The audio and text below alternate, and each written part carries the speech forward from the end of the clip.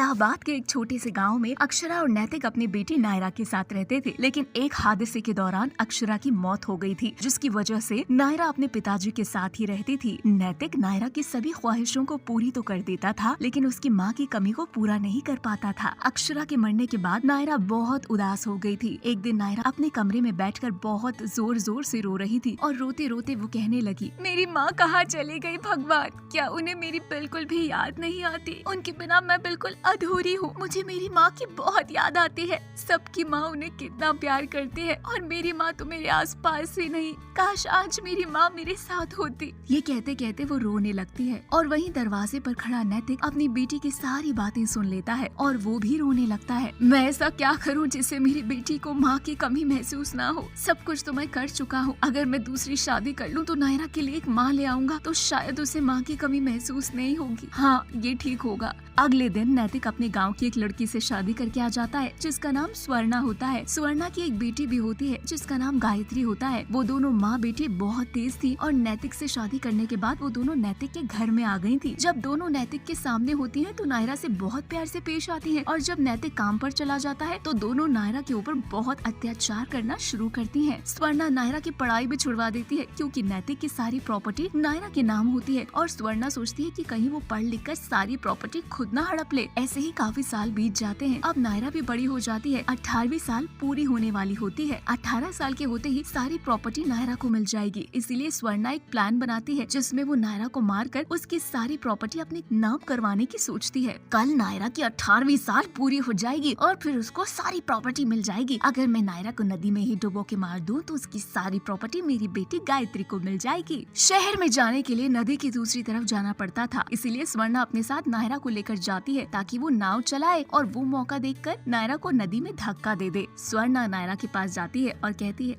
अरे ओ कलमुही, कहाँ मर गई? आज मुझे शहर जाना है तो तुझे हमारे साथ चलना होगा और नाव चलानी होगी। नायरा कहती है, ठीक है माँ जी, मैं आपके साथ चलती हूँ और आपको नदी की दूसरी तरफ छोड़ दूंगी। लेकिन नायरा को अपनी सौतेली माँ की चालाकी पता नहीं होती। वो चुपचाप अपनी माँ के साथ चली जाती है। जैसे ही स्वर्णा नदी के बीचों बीच पहुँचती है, वो मौका देख के नायरा को धक्का देने के लिए जा ही रही होती है कि तभी नायरा एकदम से नीचे झुक जाती है और स्वर्णा ही नदी के अंदर गिर जाती है। बचाओ बचाओ, मुझे कोई बचाओ, मैं इस नदी में डूबकर मर रही हूँ, कोई मेरी मदद करो, नहीं तो मेरी बेटी अनाथ हो जाएगी। अपनी माँ की चिल्लाने की आवाज सुनकर गायत्री जोर जोर से हंसने लगती है, लेकिन वो अपनी माँ स्वर्णा को बचाती नहीं है। ये देखते ही नायरा की आंखों में आंसू आ जाते हैं और वो तुरंत अपनी सौतेली माँ को बचा लेती है। स्वर्णा के शरीर में पानी घुस जाता है। नायरा किसी तरीके से शरीर से पानी निकालती है और फिर स्वर्णा को होश आता है। जैसे ही उसे होश आता है तो वो अपनी आंखों के सामने नायरा को देखती है। उसका सर शर्म से नीचे झुक जाता है। वो नायरा से कहती है, नायरा बेटी, मुझे माफ कर दो, मैं बहुत ही बुरी माँ हूँ। मैंने सिर्फ अपना ही भला सोचा, तुम्हारे बारे में तो मैंने सोचा ही नहीं। मैं डूब के मर रही थी लेकिन मेरी खुद की बेटी ने मुझे नहीं बचाया और तुम तो मेरी सौतेली बेटी हो, फिर भी तुमने मेरी जान बचाई, जबकि तुम जानती हो कि मैं यहाँ पे नदी में तुम्हें मारने लेकर आई थी। अपनी सौतेली माँ की बात सुनते ही नायरा कहती है, माँ आप ऐसा क्यों सोच रही हो? आप भी तो मेरी माँ ही हो। मेरा तो फर्ज बनता है ना कि मैं आपको बचाऊं और आपका ध्यान रखूं। नायरा की बात सुनकर स्वर्णा की आंखों में आंसू आ जाते हैं और वो उसे गले से लगाकर अपने वापस घर ले जाती है। अब स्वर्णा नायरा को माँ का प्यार देती है और नायरा भी खुश रहने लगती है क्योंकि उसको भी माँ का प्यार मिल जाता है। तो दोस्तों, ये थी हमारी आज की वीडियो। हमारी वीडियो आपको कैसी लगी हमें कमेंट करके जरूर बताएं और साथ ही साथ हमारी कहानियों को और देखने के लिए हमारे चैनल को सब्सक्राइब जरूर करें। और दोस्तों, हमारी इस वीडियो को लाइक और शेयर करना ना भूलें।